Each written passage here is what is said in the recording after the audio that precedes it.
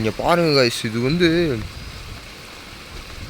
அப்படியே விட்டால் வலிக்கிட்டு போயிடும் போல இருக்குது. இதில் தான் நடந்து போய் ஆகணும், வேறு வழியே இல்லை. இதில் தான் வீட்டுக்கு கீழே இது ஆஃபீஸ்க்கு எல்லாம் இங்கே தான், இதில் தான் நடந்து போய் ஆகணும், வேறு வழியே இல்லை. இங்கே தான் நடந்து போகணும், இதில் தான் நடந்து போகணும்.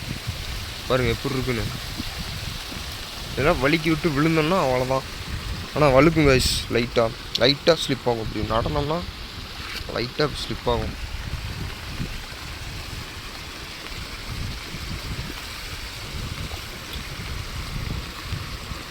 இந்த பலாமரம், இந்த பலாமரம் தெரியுதுங்களா, இங்கே தான் யானை வந்துச்சு கைஸ். நேற்று 2 நாளைக்கு முன்னாடி இங்கே தான் நைட்டு யானை வந்திருக்கு. பசங்க சொல்லிகிட்டு இருந்தாங்க இங்கே தான் யானை வந்துச்சு பார்த்தோம் அப்படின்னு சொன்னாங்க. நான் வந்து வீட்டில் தூங்கிட்டேன்.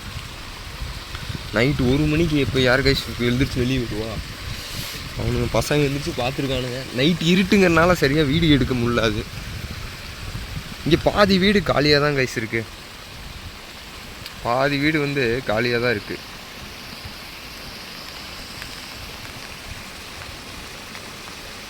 பாதி வீடு காலியாக தான் இருக்குது. பாருங்கள் எப்படி இருக்குன்னு. இதெல்லாம் கல்லெல்லாம் இவங்களே செஞ்சது. இங்கே வேலைக்கு வந்தவங்க இங்கே அந்த மலையிலேருந்து எடுத்து அப்படியே அவங்களே கட்டினது. இதெல்லாம் சிமெண்டெல்லாம் வச்சு கட்ட மாட்டாங்க.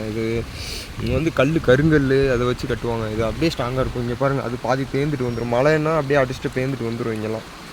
இங்கெல்லாம் எனி டைமும் தண்ணி சவுண்டு கேட்டுக்கிட்டே தான் கைஸ் இருக்கும். இது வந்து நம்ம கோயம்புத்தூர்லாம் இது வந்து டிச்சுன்னு சொல்லுவாங்க. இது கால்வாய் மாதிரி எப்படி ஓடிட்டுருக்கு பாருங்கள். இதே நல்ல தண்ணி தான் ஃபுல்லாக.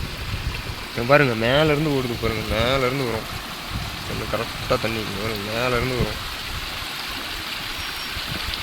தண்ணி. மழை பெஞ்சுன்னா இப்போ தான் சரியான மழை. ஒருவேளை நான் வந்தனால தான் அப்படி மழை பெய்தோ தெரியல. அதுக்கு முன்னாடி எனக்கு ஃப்ரெண்டு தம்பி சொன்னான் மழையெல்லாம் வரலண்ணா, இப்போ தான் மழை வருது அப்படின்னு சொன்னான். இங்கே பாருங்கள் எப்படி இருக்குன்னு. வாங்க இன்னும் நான் கீழே போய் காட்டுறேன்.